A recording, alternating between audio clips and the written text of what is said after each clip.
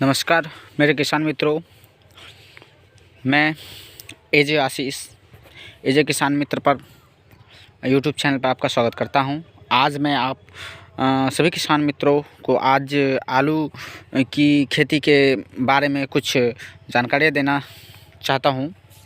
तो सबसे पहले जो आलू की मुख्य जानकारी होती है, पहला आप खेत का चुनाव वैसे खेत का ही चुनाव करें जहां की मिट्टी समतल हो, साथ दोमट या बलुआही मिट्टी हो।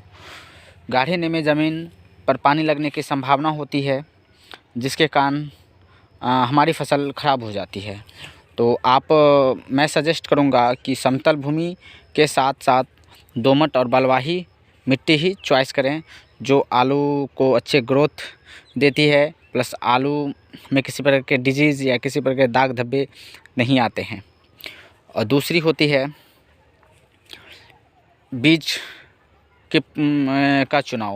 बीज के चुनाव के लिए हम सबसे पहले जो हमारे उत्तरी बिहार में सबसे ज़्यादा हाइल्डर बीज में से आती है वो पोखराज आती है, जिसका बहुत ही सुंदर एक कंपनी है जो GS seed Jalandhar plus KF seed Jalandhar, ये दोनों सीड्स का उपज हमारे उत्तरी बिहार में बहुत ही सुंदर है, उम्मीद से भी ज़्यादा इल्ड है।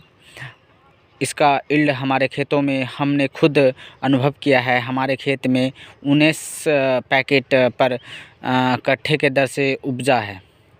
तो मैं सजेस्ट करूंगा, अगर आप पोखराज लगाना चाहते हैं तो आप जीएस सीड या केएफ सीड ही चॉइस करें। उसके बाद फिर ओसिका आती है, ओसिका आप लगा सकते हैं। इसका उपज मिनिमम 12 से 14 पैकेट के आसपास पर कट्ठे के दर से आता है। और फिर तीसरी सीड है आप जो लगा सकते हैं, वो है ज्योति का भी उपज बहुत ही अच्छा है। और अन्य बहुत सारे बीज हैं, जैसे आप हॉलैंड लगा सकते हैं, जो लाल आलू है उसे भी लगा सकते हैं। उन सबों का भी यील्ड बहुत ही अच्छा आता है, बहुत ही सुंदर है। और साथ ही साथ अब आती है खेत की तैयारी। खेत की तैयारी सबसे महत्वपूर्ण होती है आलू की बिजाई के लिए, और आलू के उपज में सबसे महत्वपूर्ण योगदान होता है खेत की तैयारी। खेत की तैयारी के लिए हमें बहुत ही ज़्यादा पहली गहरी जुताई कर हम अपने खेत को खड़ा कर देते हैं कल्टीवेटर द्वारा या फिर झाल द्वारा। उसके बाद फिर हम अपने खेतों में जो है अच्छे तरह से जुताई बारी से करते रहते हैं, नमी भी सुखाते हैं। साथ ही साथ यह भी ध्यान देते हैं कि हमारा खेत पूरी तरह से भुरभुरा हो जाए, पूरा सॉफ्ट हो जाए, जो कि हमारे आलू की फसल लगाने में मिट्टी जो हम आलू की क्यारियों में लगाएंगे, वो मिट्टी पानी के सिंचाई के बाद हार्ड ना हो, और हल्की सिंचाई के बाद तो हमारी मिट्टी सॉफ्ट ही बनी रहे। तो उस तरीके का जब आपको लगे कि हमारा खेत तैयार हो चुका है, तो फिर आता है खाद प्रबंधन। आप खाद की मात्रा कितनी डालें और कितनी मात्रा में आप प्रति बीघे के दर से खाद डालें। तो आपको मैं बताऊंगा कि हमारे एरिया में जो 50 केजी डीएपी और 1 बीघे की मात्रा में बताने जा रहा हूँ। अगर एकड़ में कही जाए तो एकड़ में आप 1.5 क्विंटल डीएपी, 150 केजी डीएपी और 125 केजी पोटास प्लस जो है कि आप नाइट्रोजन की आधी मात्रा, मतलब कि 80 केजी से 100 केजी के आसपास नाइट्रोजन जो यूरिया है उसे, उसके बाद जिंक, जाइम और बहुत सारे जो न्यूट्रिएंट्स फर्टिलाइज़र्स के नाम से हमारे बाज़ार में अवेलेबल होते हैं, वो सारे न्यूट्रिएंट्स साथ में बोरन, सल्फ़र ये डालना ना भूलें। बोरन और सल्फ़र डालने से होता क्या है, हमारे जो आलू होते हैं उनमें शाइनिंग बनी रहती है और हमारे आलू में किसी प्रकार के दाग धब्बे नहीं आते हैं। साथ ही साथ जब हमारी खेत तैयार हो जाती है तो उसे उन सभी खाद को मिलाकर आप छिड़काव कर दें छीट दें। उसके बाद फिर आप रोटावेटर द्वारा गहरी जुताई कर आप आलू की रोपाई कर सकते हैं। जब आपकी आलू की रोपाई पूर्ण हो जाए तो फिर आता है पहली सिंचाई। आलू की पहली सिंचाई आप 8 से 10 दिन के अंतर में कर दें। जब आप खेत आपको लगे कि हमारे खेत के पौधे अब आलू के पौधे निकलने लगे, हल्के हल्के कहीं कहीं दिखने लगे, तो पहली सिंचाई आप कर दें। नहीं तो आप आवश्यकता अनुसार नमी को देखते हुए आप पहली सिंचाई कर सकते हैं। पहली सिंचाई के बाद आता है खरपतवार नियंत्रण। अगर आपके पास लेबर से हो तो आप निकाई करवा कर अगर आप हाथ द्वारा अगर आलू लगाए हैं तो अगर हाथ द्वारा लगाए हैं तो आप कुछ लेबर द्वारा निकोनी कर आप खेत से खरपतवार निकाल सकते हैं। अन्यथा अगर आपने आलू को ट्रैक्टर द्वारा लगाया है, प्लांटर द्वारा लगवाया है, तो आप उसमें निकोनी नहीं करवा सकते हैं, मिट्टी की चढ़ाई नहीं करवा सकते हैं। तो इसके लिए आपको कोई ना कोई हर्बिसाइड का प्रयोग खरपतवार नियंत्रण के लिए करना पड़ेगा। तो आप खरपतवार नियंत्रण के लिए मैं सजेस्ट करूँगा, अगर आपकी खेतों में आलू के पौधे नहीं निकले हो, 1% की मात्रा नज़र आ रही हो, तो आप सिंचाई के तुरंत बाद ग्रामोक्सिन मार सकते हैं।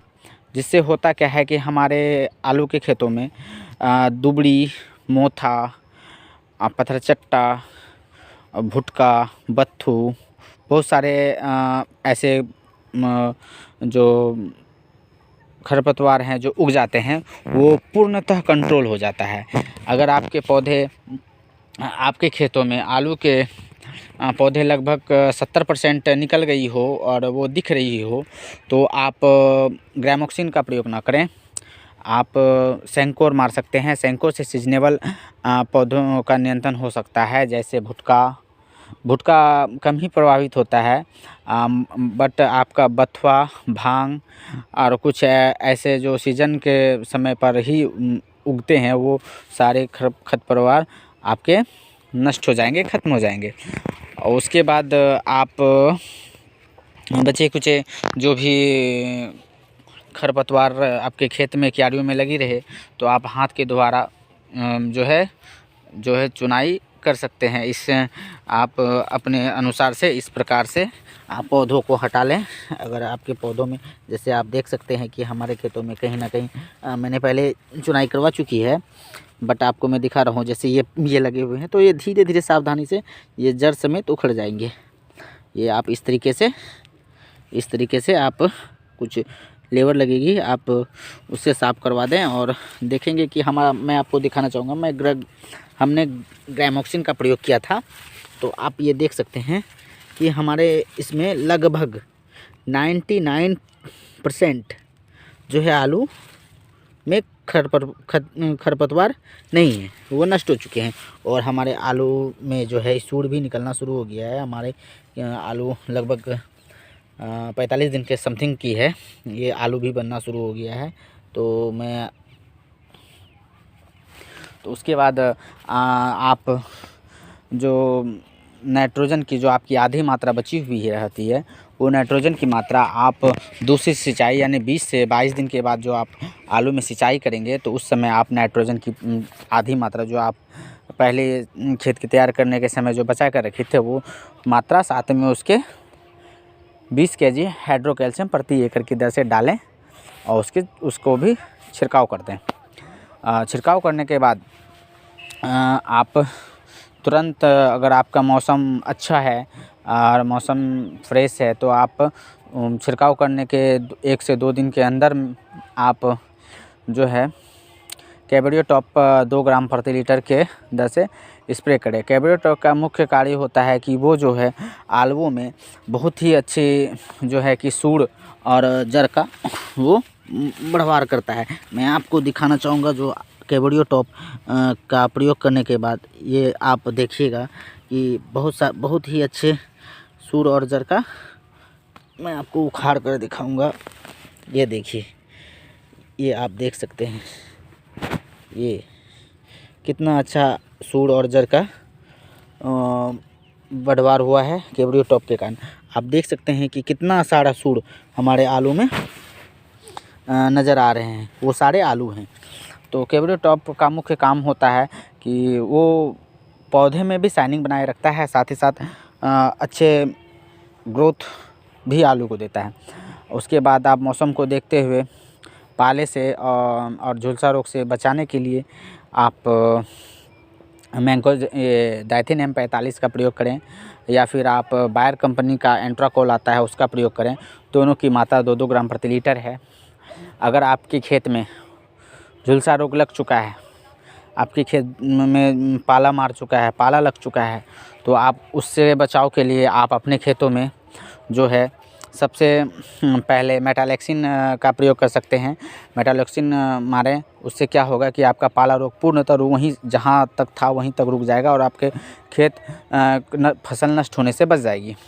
अगर आप मेटालेक्सिन का प्रयोग करते हैं, मेटालेक्सिन का मात्रा 1 ग्राम प्रति लीटर है, और उसके साथ कोई फंगिसाइड, मेटालेक्सिन एक फंगिसाइड है, उसके साथ आप कोई जहर का को भी सजेस्ट कर सकते हैं, अगर आप रुक जाएगी।